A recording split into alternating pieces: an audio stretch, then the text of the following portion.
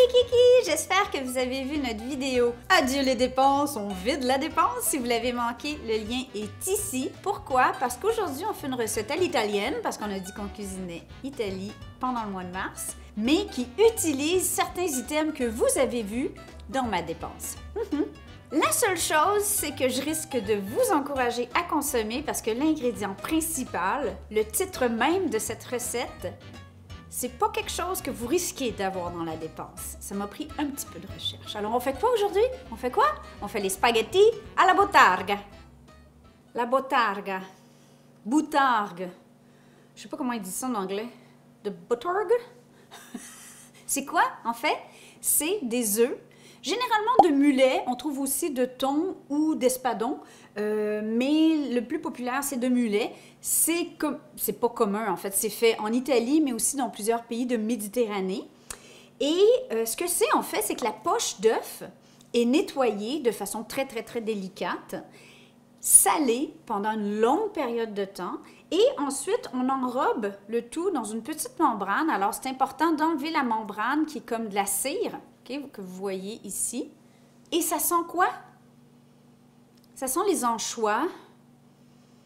Ça sent la mer. C'est pour ça que j'ai mis mon chapeau aujourd'hui.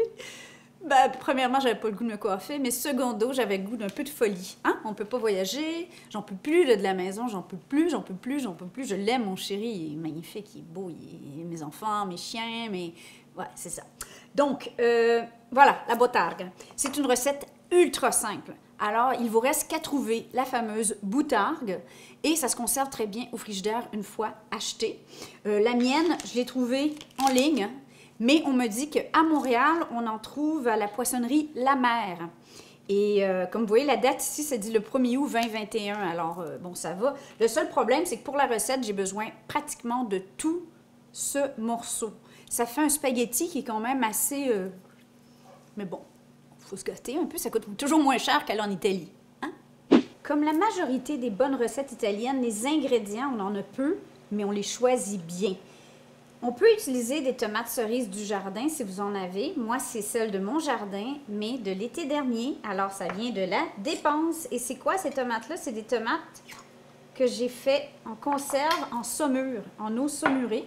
Citron, c'est optionnel, mais j'ai des vieux citrons pour faire un peu de zeste. Une bonne huile d'olive. J'ai pas une italienne, mais j'ai une bonne huile d'olive espagnole. De l'ail, des bons spaghettis, de la chapelure maison et des herbes à votre choix.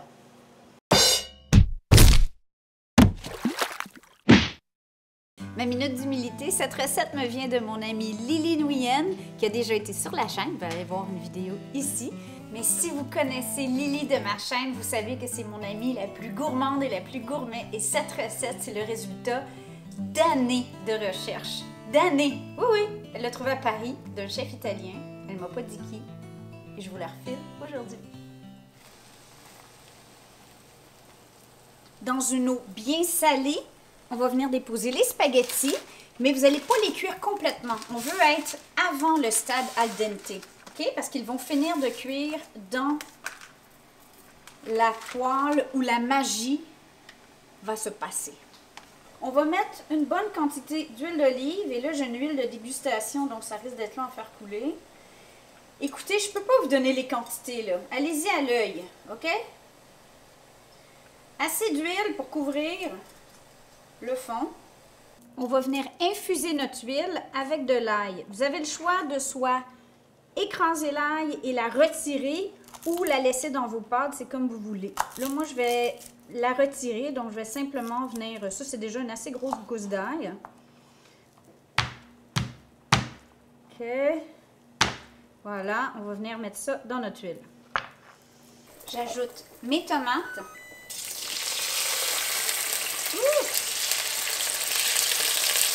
Des flocons de piment. Une minute de plus. On va retirer l'ail. Lily dit que si vous utilisez des tomates cerises fraîches, donnez un petit coup de couteau dedans pour les faciliter à ce que ça éclate rapidement. On s'entend que c'est des pâtes hyper rapides. Je transfère les spaghettis directement avec l'eau de cuisson le persil, la ciboulette.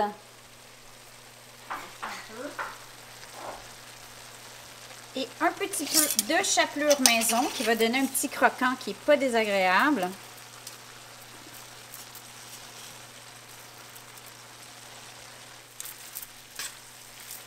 Ça a l'air bon. Évidemment, là, ça manque de quoi? Ça manque de salé. Devinez c'est quoi le salé? Allez, on s'en va là. On procède à la suite. Lily recommande de ne pas râper la potarga, sinon elle disparaît dans la sauce. Donc, de faire soit avec une mandoline ou un truc à truffe. Ça sent le poisson, hein, Shelby?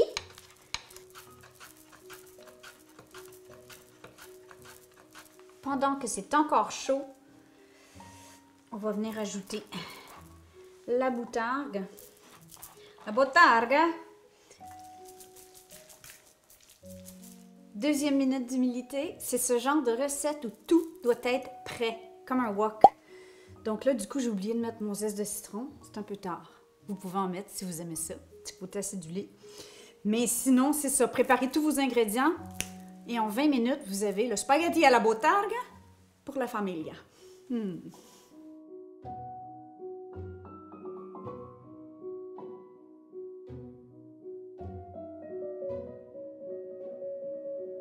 Oh yes.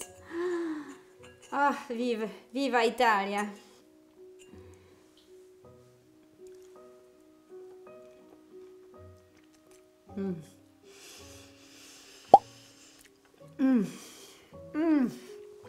On dirait que la magie a fini dans l'assiette. J'ai rajouté des lamelles de boutargue parce que bon, on n'est pas chiche hein, ici.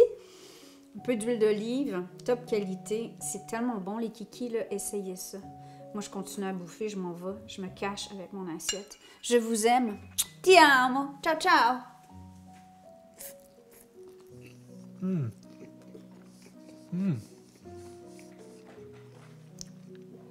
Ça goûte Minorque, la Méditerranée, des oursins, l'eau salée.